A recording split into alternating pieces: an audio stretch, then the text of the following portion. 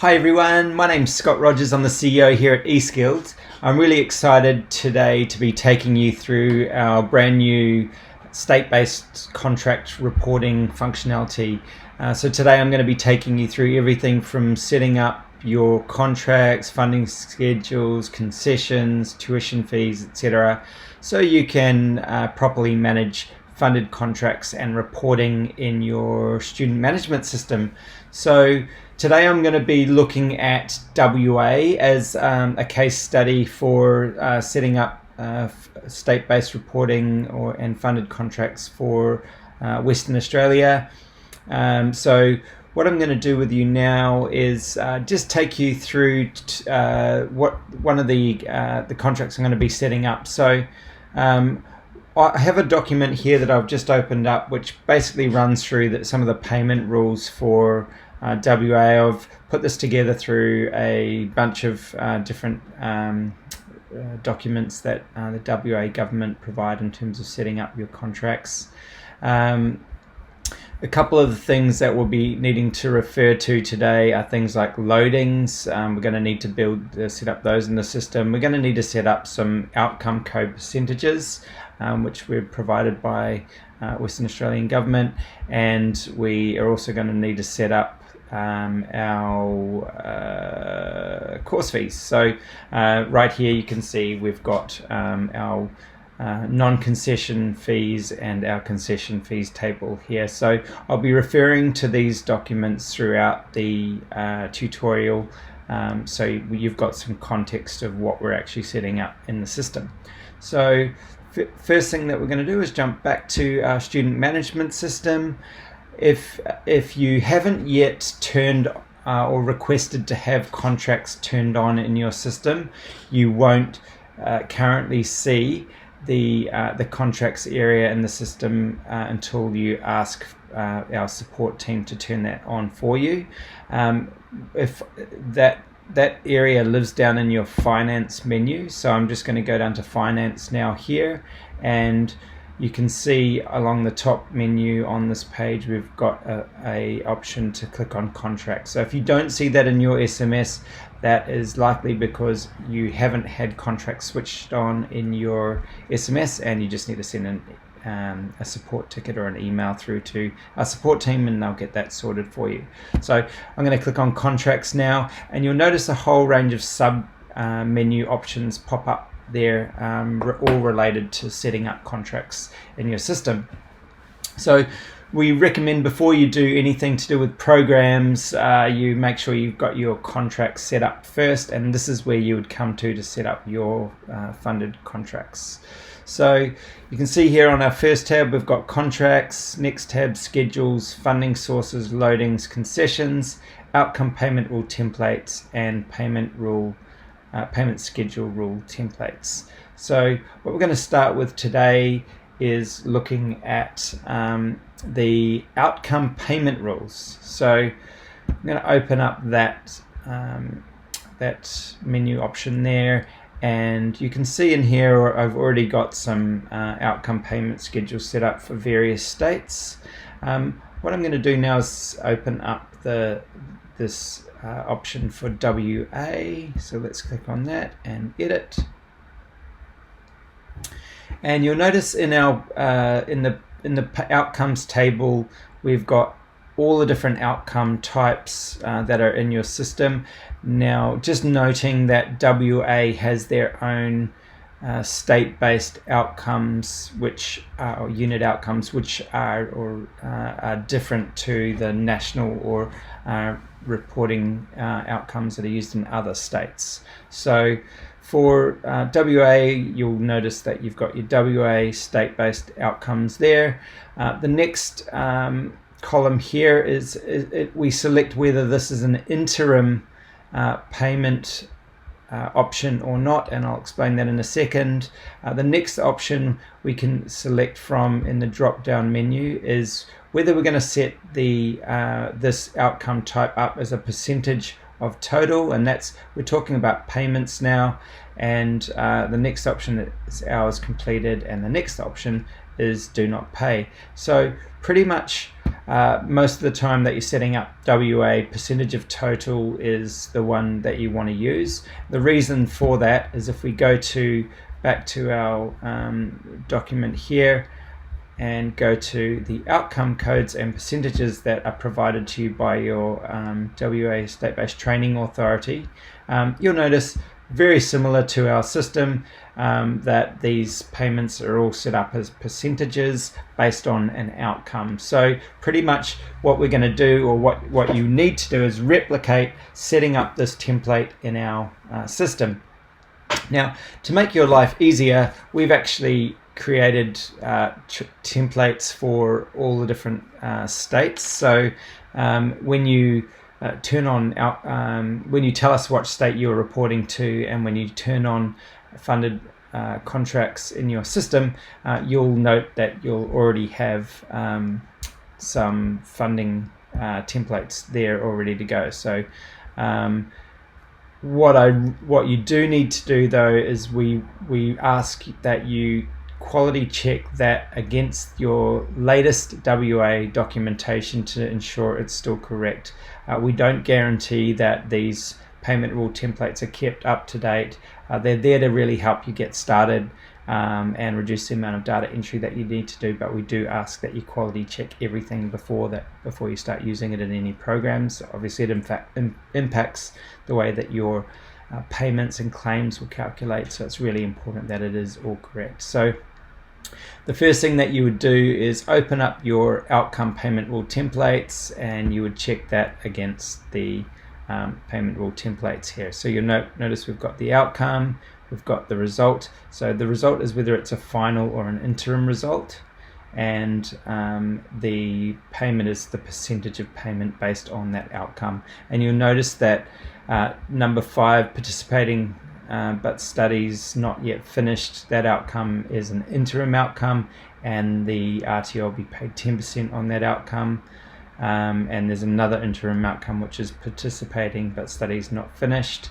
That's an interim outcome, but it's 0%, and the rest I think are fairly straightforward. So what we're going to do now is go back to the system, and you'll notice we've got the same things in the system. So we've got our outcomes down on the left hand side here.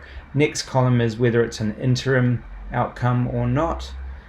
Now you note that there was 2 interim outcomes in that payment rules document that I had, so we might want to set 55 as interim as well. So let's go down and select 55 and set that as interim, and that was a percentage of 0%.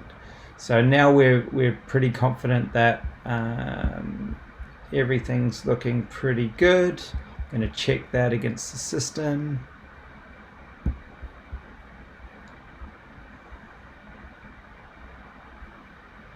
Yep, that looks good to me. So now what we can do is save that template. It's a pretty similar process to set up a new template, except for obviously nothing's done for you. So we could set up a WA funded template like that. We could select the state, and you'll notice when we set up the template will populate with the outcomes automatically, and then we just would set the with the outcome percentages, or whether it's hours completed or do not pay, and obviously whether it's interim, and obviously any percentages. So we have saved you a lot of time by doing that for you already, but it's good to understand how to do that from scratch as well. Okay, so the next thing we're going to go and do is set up a payment schedule rule template. So what I'm going to do is open up one that we've already created for WA. Just bear with me. There we go. So the easiest way to do that would have been to set WA there, which will filter for me, and we can go edit.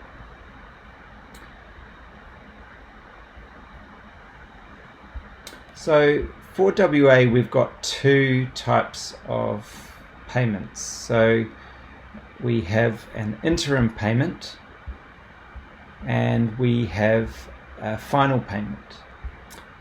So the interim payment is going to be paid in this situation, it's going to be paid for two different outcome types. So those outcome types were participating, but studies not yet finished. So obviously that relates to this interim result here, and the other interim result here. So we're setting up one payment rule for these interim payments because they're going to be paid on a different schedule to the final payments. So basically what these payment rules do is they represent claims that you're going to be making for particular outcomes when they're achieved in the system. So we have to tell the system that it needs to, produce a claim for a payment for these interim results. Now, some people get confused by the subsidy, remembering that when we're on the outcomes schedule template, we already set the percentage for those outcomes, those interim outcomes. One of those interim outcomes was 70% and one of them was 0%. So when we get to set the percentage here, because we've already set the percentages in the outcomes template, we can leave that as 100%. If we set it to 70, we would end up having 70% of 70, and some people do get confused by that and want to put 70% here because it shows as 70% here, but we've already added the 70% to the outcomes template, so we wouldn't do it twice. We'd just be deducting funds unnecessarily. So then we're going to say what programs we apply this rule to. So in this case, in WA, this rule applies to all outcomes. So we're just going to select all. And we've got a few different rule types. Now, this rule is set to every time N, and N being the number of units of competencies, is reported with the following outcome codes. So we're selecting that. Just be aware that you don't want to choose at least in this scenario, because every time a unit of competency gets one of these codes, we want to make a claim. So we definitely want to select every time, and then we're going to select the number. So in this instance, we just want to say every time a single unit gets one of these outcome codes, we want to make a claim for that. So what happens is, as soon as the student's unit is changed to one of these outcomes, the system is going to generate a claim for payment at 70% of the total amount that are owing for a particular unit of competency. Now, for payment 2, we are going to set the final payment rules. So the final installment is going to be, again, 100%. It's going to be on all programs. We're going to use the same rule, which is every time one unit of competence is reported with any of the following outcomes, we are going to make a claim for payment. So they're pretty much our payment rules. So now what we've set up our outcome percentages, so that tells us how much we're going to claim for each unit in terms of percentage of the total hourly amount. And now we've set up a schedule that says when the system is going to claim for that. So once we've done those two things, we can save that. And we can move on to concessions. So we're just setting the building blocks of our basically payments and schedules and concessions. So the next thing we want to look at is concessions. If we go back to our WA payment rules, so we're happy that we've completed our outcome codes, that's great. And so now we're going to go down to our student fees table, and you'll notice we've got a non-concession rate. Non-concession we'll be handling later, and that's set as a tuition fee on the actual program, but right now we want to deal with concessions in the system, so we're going to create some concession, or look at how to set concession rates for students, or for programs. So under concessions, I'm going to just filter by WA for a second here, and you'll notice we should start to see some of our WA concessions coming up here. I'll open the first one. So you can see here we've got category 1 healthcare card. What we've done, when you get your system, you'll have as preset, you'll have concession category 1, 2, 3, 4, 5, 6 in your system, and that matches obviously these concession categories here, concession category 1, 2, 3, 4, 5, 6. But what I'm going to do is I'm going to open, actually, let's open this here. Sorry about that. I just have my phone on. I'm going to turn that off.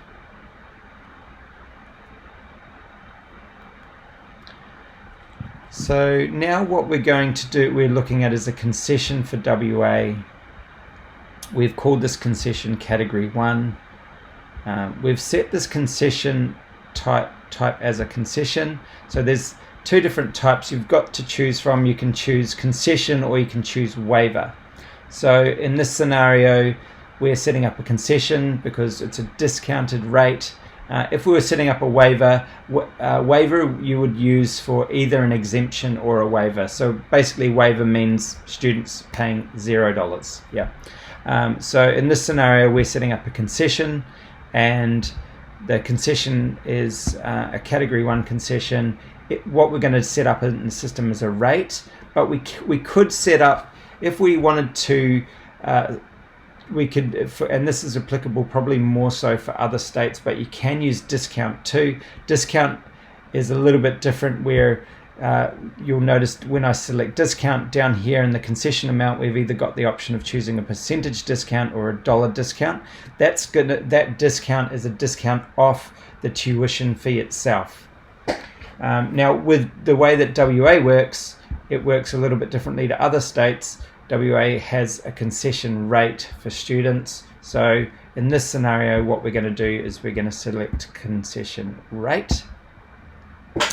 And then it's going to be nice and easy. So we can give that a description, which is provided by the WA government. And in this rate, it's a dollar amount. And because WA pays based on hours, we're going to set the hourly rate there, and the system will then calculate the hourly rate times the nominal hours, I believe it is in WA, to calculate the actual total amount. So we're going to set that hourly concession rate there, and that matches our concession rate here at $1.74.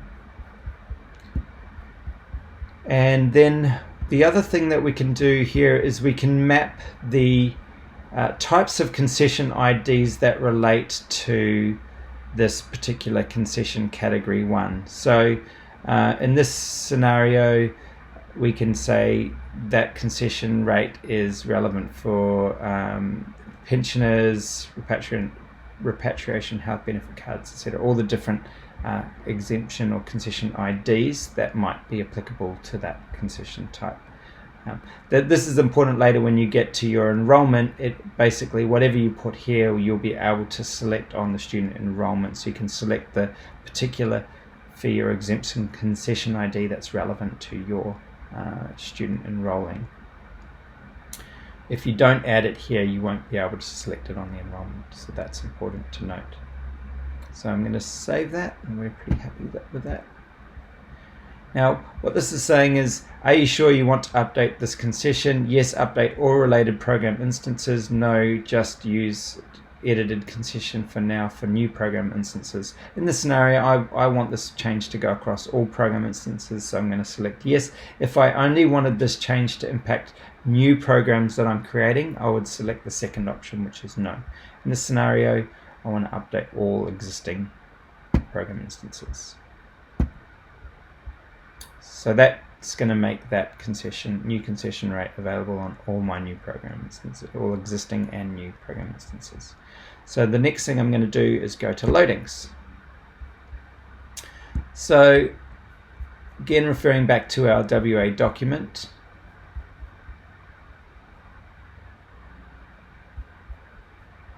and basically in WA we've got a number of loadings for different regional areas. This table tells us what the percentage loading for each of those regional areas is. So the great thing about that is we can just set these loadings up once, and the system will calculate automatically any additional loadings if you select those loadings for a particular enrollment. So what we're going to do now is going to match this table in the system. So the good thing is the system pretty much aligns to the way that your state is calculating your funding subsidies. So again, I'm on the loadings tab, and I'm going to just shortlist this here for WA, and we're going to go and have a look at a location ID that we've already set up for Peel.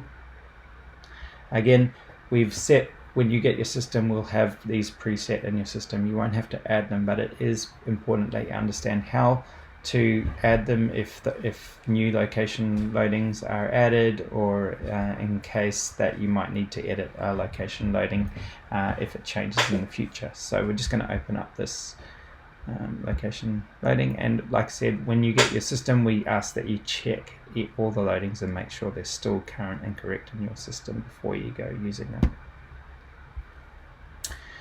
So here we go. So we've got we're setting up a location loading. We also have needs loadings as well.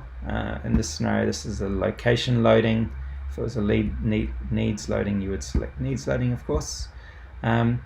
Once a loading becomes inactive or no longer active, you can set it to inactive. That way it won't show up in other parts of the system or on the enrollment, so no one can accidentally add an obsolete loading. Obviously we want to give that a name. That location is this location loading is relevant to Peel. It's a regional loading, and we're going to set that to the state of WA. And if we go back to our payment rules over here, Peel, the percentage amount that's added on top of your subsidy for anyone that's located in Peel is 10%. So we're going to make sure that we set that at 10% and save. Okay, so we're going pretty well. We've got schedule rules in there, with payment schedule rules in there. We've now got outcome payment rules in there. We've got concessions, and we've got loadings. The next thing we're going to have to do is make sure that we've got all the relevant funding source codes into the system. So funding source codes are provided by each state, and they're different for each state. What I'm going to do is just open up a document here that I've got for WA, which has the funding source codes for WA. And so you can see down here on the left hand side we've got the funding source state listed there, and then on the right hand side we've got the funding source national codes listed there. Now the cool thing that we've done in our system is actually just mimic that setting in the system to make it nice and easy for you. So if we go and filter WA in our funding source table here, and we open up, let's have a look at this first one, NTA profile funded. So again, we'll have these pre-populated, but we do ask that you check them all and make sure they're still relevant. If you need to add new ones, you can add new. It's pretty much the same as edit, but I'm just going to edit one that we've already got here just to take you through what that looks like. So here we've got the funding code. Now the code is as per your WA documentation for funding source IDs. So in this case we're looking at NTA profile funded, and that's 10. And you can see on this side it actually maps to the funding source national code of 11, which is Commonwealth and State General Purpose Recurrent. So what we're going to do is go and make sure we've got that same thing matching in our system. So we're setting that for WA. That will mean it's only available to WA contracts, and we're going to set the Commonwealth State General Purpose Recurrent, and we're going to set the description there as NT profile funded, and we're going to save that. So basically you can see now that we've got code 10, it's profile NTA profile funded, and we're mapping that to funding source natural. That means that when we select this funding source ID, it will automatically set the funding source national identifier on that enrollment, so you don't have to do that. Everything that we've done in contracts in the settings and setup is to minimize the amount of data entry that you have to do on the enrollment. So doing this little bit of setup for your contracts initially means you're going to save a huge amount of time for every single enrollment that you do into a program. moving forward. So I'm going to save that. Next, we're going to go to schedules. So schedules is where everything starts coming together. So we've created our schedule templates, we've created our outcome templates, concessions, loadings, funding sources. Now we're going to create a schedule which brings that all together. Again, I'm going to bring up a WA one that we've produced earlier, just so we can sort of give you some context of what it looks like completed.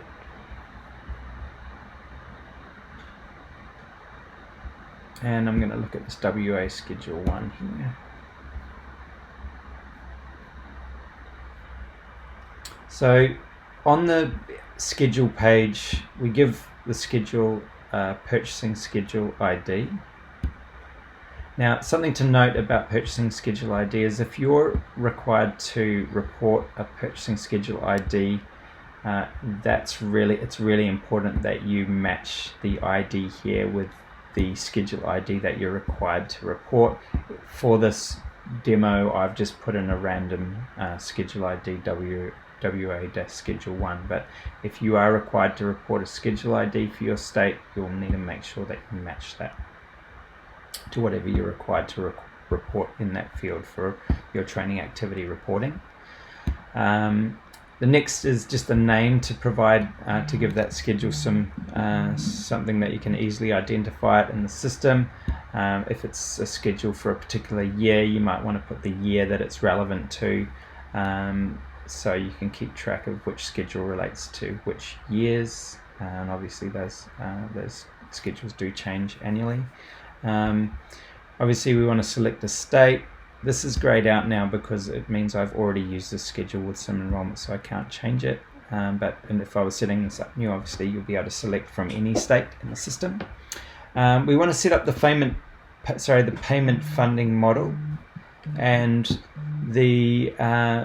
for WA uses a per hour rate. Other states such as New South Wales or Queensland use a per program funding model. So for WA we would select per hour as your payment model, and then once you've selected your payment model being per hour, the system is going to want to know what payment hour model you want to base the calculations on. So you'll notice here we've got scheduled hours and nominal hours. I've selected nominal hours as the model to generate the payments from for WA because they use normal hours.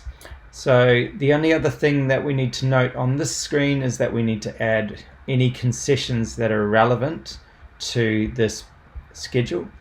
So you can see here previously we've already added all the schedules relevant to WA. Oh, looks like we missed one. We might add one more in there. So we want to make all the schedules for WA all the concessions available for WA available to this schedule. You'll notice now we're back on outcome payments, and this is where earlier we created our outcome payment rule templates, and so when you create a new schedule, you don't have to go and create all of this again. You can literally just select the relevant payment rule template, and that will all populate for you. So that's pretty much as we did earlier, and same with payment rules. You don't need to create, if you've already got a payment rule template, you don't need to go and recreate this screen from scratch. You can literally just select the relevant payment schedule and from your templates and submit. Wonderful. So now we've got our payment schedule. Last thing we have to do is create our contract. So what I'm going to do now is create a contract for WA, or actually have a look at one we've already created, just because it's easier for the purpose of this tutorial, and we might have a look at this one. So contract ID is another important ID field to note. If you are required to report your contract ID, then whatever you put in here needs to match whatever your contract ID is. Now that's not required in some states, so if it's not required for reporting purposes, you can put whatever you want in there. Just note that for your state, if you're required to report your contract ID, your contract ID should go into that field. And note that that is going to, if we do want to report that, we would select down here under populate contract ID. We can set that to populate the purchasing contract identifier on all of your student enrollments, so that's reported against every student enrollment. So if you're required to report your contract ID to purchasing contract identifier, you need to set the correct ID up here, and you would need to set that to yes here on the contract setup screen. So we can name that contract, and like anything in any system, we recommend making sure you set really solid naming conventions so you know the name of that contract and the years that it's relevant to. Same thing with adding descriptions. Just make it clear, what the contract period is for this contract when it and just any relevant details that you might want to put in description. Obviously, we need to select the state that this contract is relevant to. We need to set a commencement date and an end date, and then we also need to set. You can set your funding cap amount for this contract as well here. In terms of schedules, you'll remember that we set up a schedule just prior to this screen. That's where we would attach the relevant payment schedule. You can attach more than one if you have more than one payment schedule for any particular state. In this case, we've just got one that's relevant, and we have a next screen down. The next field down, we add our funding sources. So I've added all the funding source codes for WA here, and last but not least, down the bottom here, we can set all of our loadings and that are relevant to WA. So I just want to make sure all those are ticked. They are. Great. Now if you're not delivering training in particular areas, you're only going to want to select the location loadings that are relevant, and let's save. There you go. We've now set up our contract. So now that we've set up our contract with our schedules, loading schedules, concessions, and everything ready to go, we need to add that contract to a particular program that is a funded program that this contract is applicable to. So what I'm going to do is I'm going to jump over to programs. So in our programs, when I select programs from our menu, I go to program instances. I've just already filtered a particular program that I've set up for WA funding, just to take you through the settings for that program. Some things to note which are relevant to or can be relevant to contracts. If your contract requires vocational placement in a host employer, you can select yes here, and you might want to select whether this program is delivered with a partner organization. So if you're partnering with an organization to deliver one of your funded programs, you want to set that to yes, and you might want to select who you're working with to deliver that program. That's useful later when populating other items on the enrollment, such as training plans, etc. So I'm going to jump to your events tab now, and you'll notice if for state-based reporting, we now, and for funded contracts in particular, we now have this section on the right-hand side, which you don't have for national reporting, which is your contract section. So in the contract section, when you're setting that up for the first time, you would select the relevant contract. So in this case, we just set up WA contract 001. I'm going to make sure I select that. You'll notice because we had purchasing contract ID, that will automatically populate. Because we've already set the funding schedule, that's grayed out because it's set on the contract already. Associated course ID, you could select the associated course ID if it was relevant. Typically, that I believe in WA, that's mainly used for a superseded course, and you would put the new associated course ID that's relevant to. This course hasn't superseded, so we're going to leave it blank. And then what type of program this is an apprenticeship program, traineeship program, SBAT program, school-based apprenticeship program, if you're not familiar with that term. And then we can set the consensus date. For the consensus date, if we set 5 days here, for the census date, if we set 5 days here, when we do an enrollment, it'll set the date, the census date on the enrollment to 5 days from the unit start date. If we set it at 10 days, it'll set the census date to 10 days from the unit start date. So it really comes down to whatever your policy is on that census date to what setting you put there.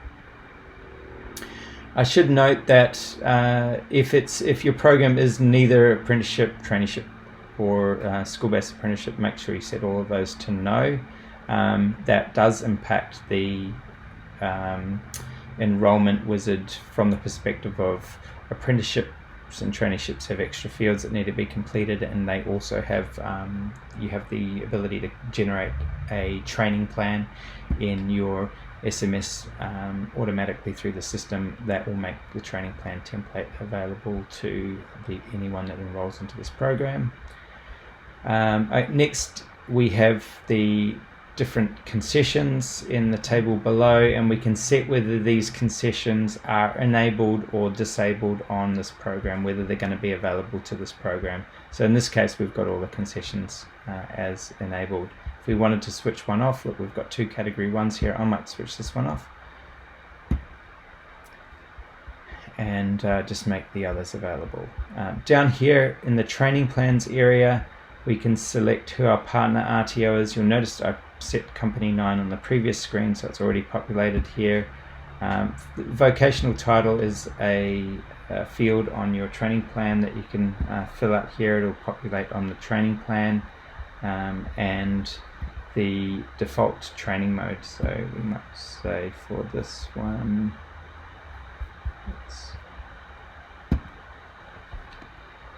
call it early years educator. So now that we've got all those settings correct, you can notice over here, we'll just check that we've got an amount for nominal hours. That's important. This is a Vet in Schools No course, and everything else I believe is looking pretty good, so we're going to update that.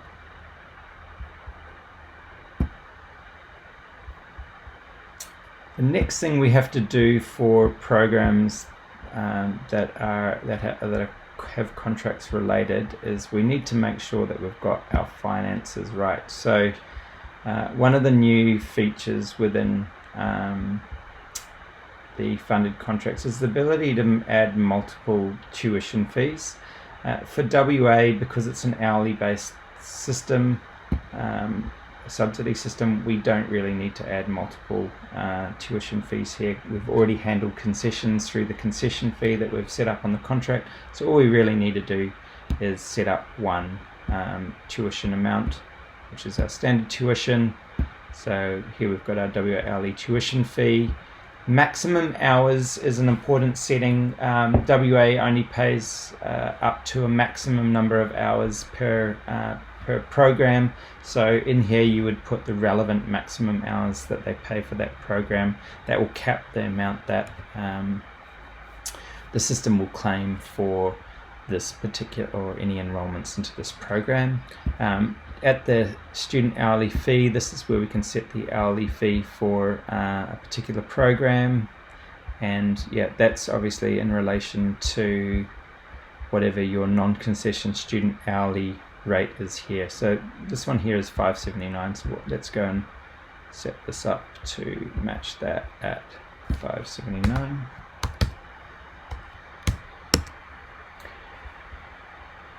The student fee will automatically calculate from the student hourly rate times the nominal hours in this course, because that's what we've set up, and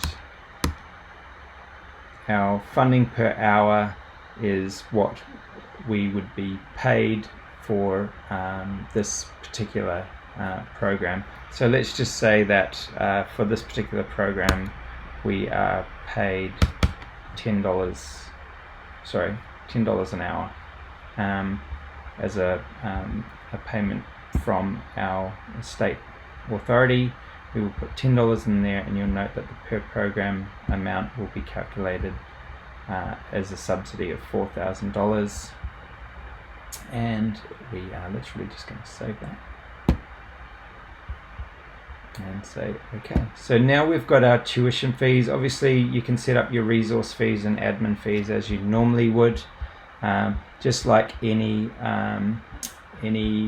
program. You still need to set up your payment plan. In this case I've just got a payment plan that's 100% up front, and then we want to update that, and we're pretty happy now that we've got our program set up for ready for enrollment. So I'm going to finish this tutorial here. If you want to learn more about how to enroll students into funded programs, please check out the funded program and tutorial for WA for enrollments, and we'll go through specifically how to do a funded contract enrollment for Western Australia. I hope you found this tutorial enlightening, and yeah, if you get your setup right for your funded contracts, everything should go pretty smoothly on the enrollment side. So please take the time to watch the video and yeah, get really familiar with how to competently set up your funded contracts. That's all for now, and we look forward to seeing you in the next tutorial.